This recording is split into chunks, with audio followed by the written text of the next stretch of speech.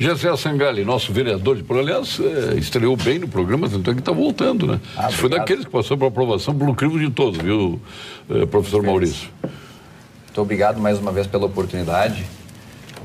Estou vendo que hoje o tema está indo mais para o lado da educação, também relacionado com a pandemia. Sim, a presença do Maurício aqui no Zé, o Maurício falando sobre a Uniftec, que atende cerca de 10 mil estudantes, nesse momento de pandemia, exclusivamente, principalmente, né, pela questão do EAD.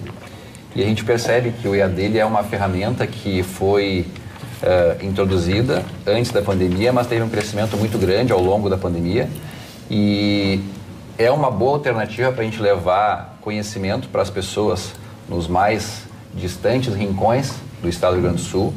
Só que, infelizmente, a educação EAD ela não serve como uma ferramenta para as nossas crianças que precisam da atenção dos professores para conseguir prender a atenção, com ferramentas lúdicas que façam com que elas consigam interagir com o professor e com os outros colegas de modo a evoluir intelectualmente. Nós percebemos que nos últimos um ano e meio, essas crianças estão em casa, muitas vezes à mercê, brincando na rua ali, ficando sobre a exposição de diversos fatores, inclusive da doença, que é alegadamente a razão pela qual elas estão em casa, mas é necessário fazer o retorno com segurança dessas crianças para sala de aula, de modo que elas possam recuperar o tempo perdido e, infelizmente, é bem possível que essas crianças não consigam recuperar o tempo perdido na aprendizagem, nesse momento onde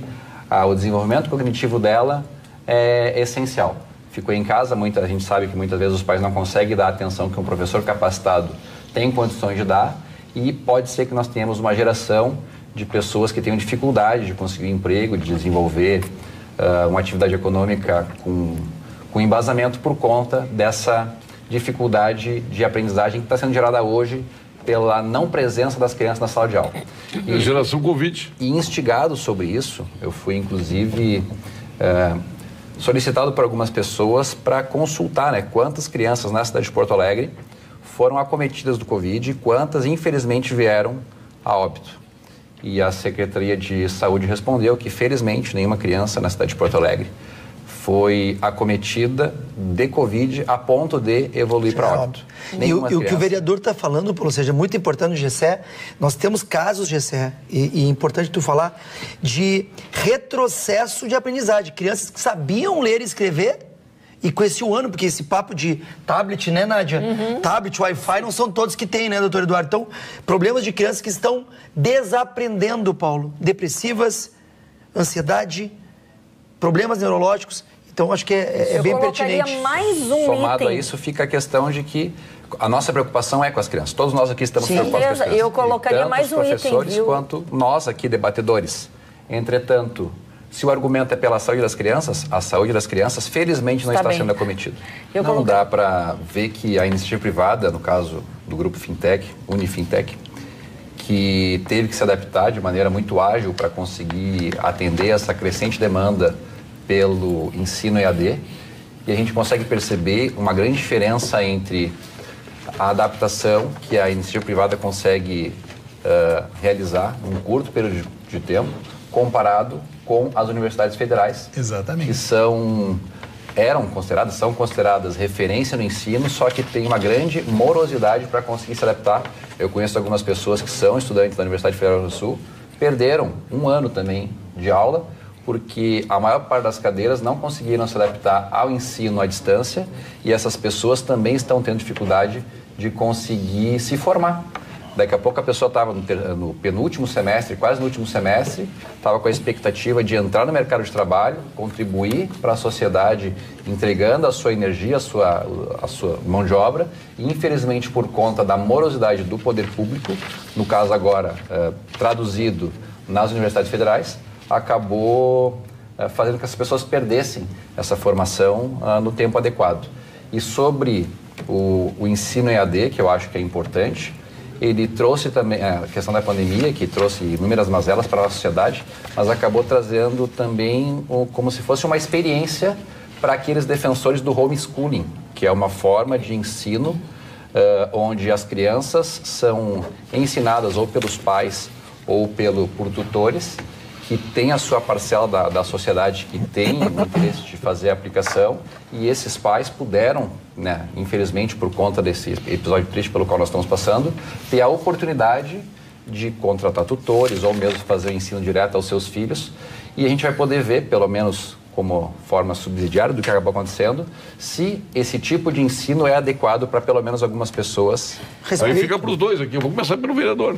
Bom, seu ponto final. Queria agradecer a oportunidade de estar mais uma vez aqui no Pampa Debates, é uma honra, fiquei novamente lisonjeado e agora uma bancada tão qualificada com tantas autoridades. Meu ponto final é... Mas aqui não vai responder para o Rogério Berto? Sim, que vocês só dão amém para os governantes? Não, a questão é a seguinte, infelizmente nós temos um processo novo na política, que já tem um tempo, mas é um processo que tem vindo, que é a judicialização das decisões do Poder Executivo. Infelizmente, muitas leis não são colocadas em prática em função de que alguns grupos minoritários acabam encontrando algum argumento jurídico para questionar uma decisão do Poder Executivo. E o que está acontecendo, por exemplo, agora no Estado do Rio Grande do Sul, é que, infelizmente, os CEPERs, alguns sindicatos, professores pela democracia, que a gente sabe que é um braço acessório dos partidos de esquerda, acabaram entrando com uma ação pedindo que, na bandeira preta, as escolas permaneçam fechadas. E, infelizmente, ganhou na primeira instância, foi para a segunda instância, também chegou lá no STF.